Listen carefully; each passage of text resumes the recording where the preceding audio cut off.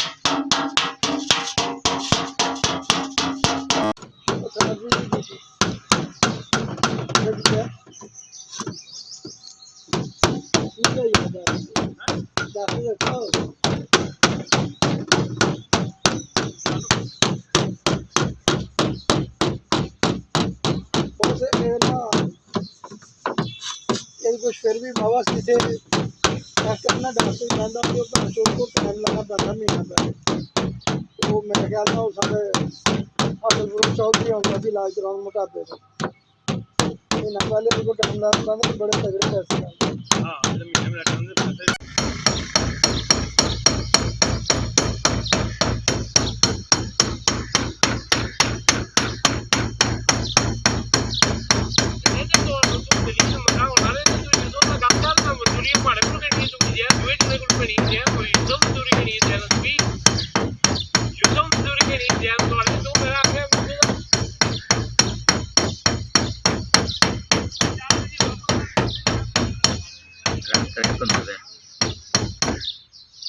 रंग टूट गया सारा।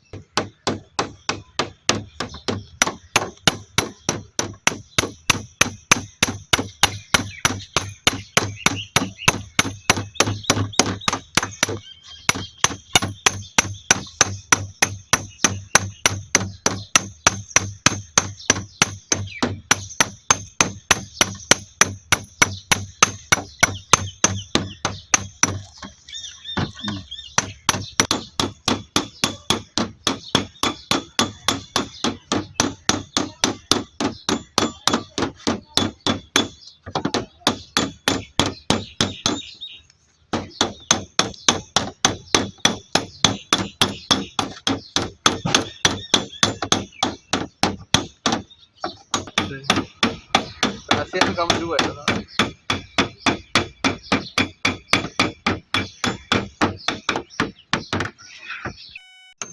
इसका मुझे ना दरवाज़ा नीचे उतार लिया, ऊपर डेंट सीख नहीं निकलता।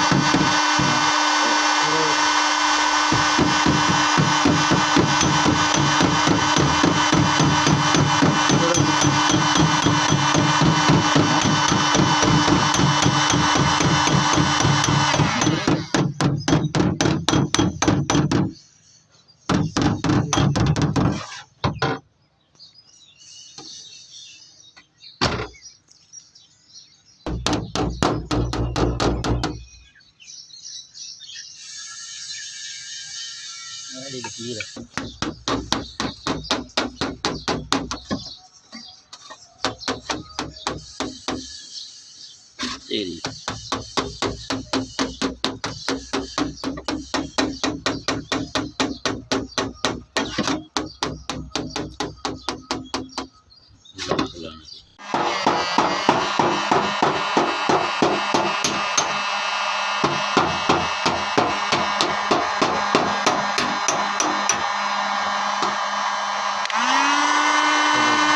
स्टील लाड़ी नहीं दूसरा स्टील वाला अपना चौड़ा लाड़ी देंगे।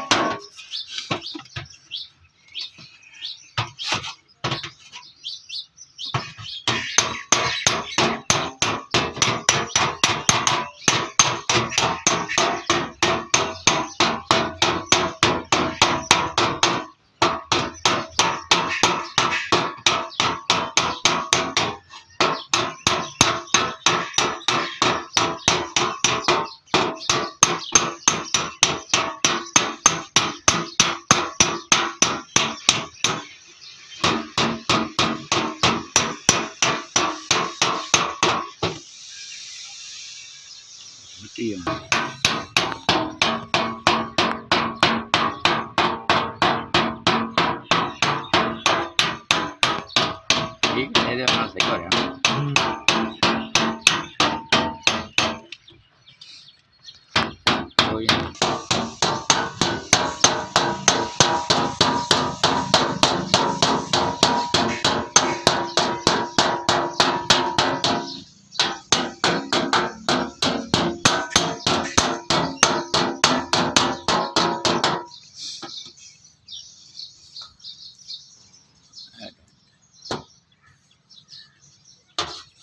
बिल्कुल तो बहुत ही टेढ़ा।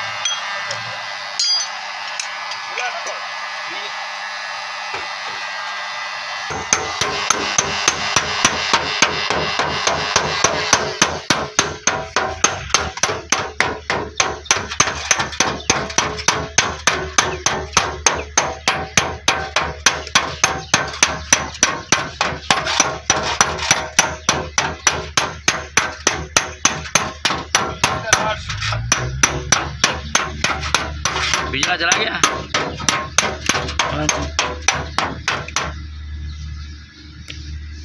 चलो ख्याल है ऐसे ही।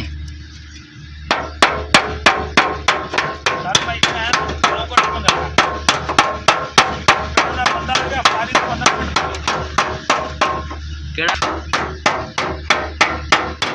पिंड चो आया बंदा? अच्छा सही। ਤੁਹਾਡੇ ਪਿੰਡ ਦਾ? ਹਾਂ ਪਿੰਡ ਦਾ। ਅੱਛਾ ਅੱਗੇ ਵੀ ਅਗਲੇ ਦਿਨ ਆਈ ਸੀ ਕਿਲੋ ਪਿੰਡ ਦਾ।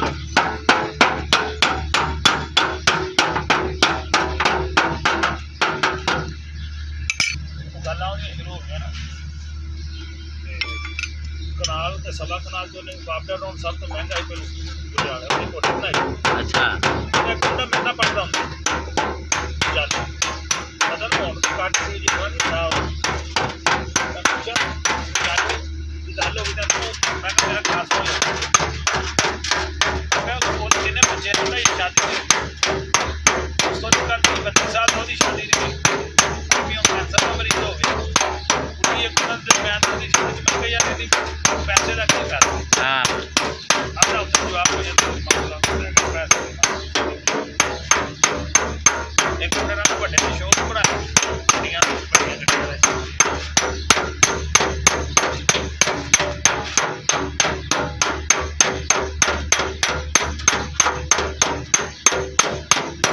अल्हम्दुलिल्लाह इसके डेंट सारे निकल गए हैं, गाड़ी कंप्लीट हो गई है।